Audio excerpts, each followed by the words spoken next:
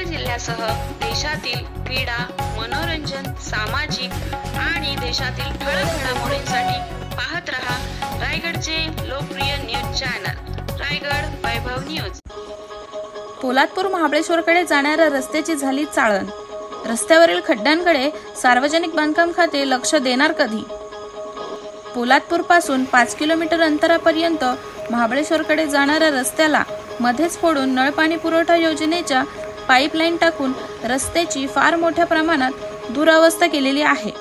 अनेक ठिकाणी रस्ते खोदून त्या ठिकाणी डांबर न टाकता माती आणि खडी टाकून रस्ते खराब करून टाकले आहेत। तसेच खड्डे सुद्धा अनेक ठिकाणी पडले असल्याने वाहन चालकांना गाडी चालविताना कसरत करून वाहने चालवावी लागत आहेत। मात्र या सर्व समस्येकडे सार्वजनिक बांधकाम खाते मूग गिळून गप्प बसलेले आहेत।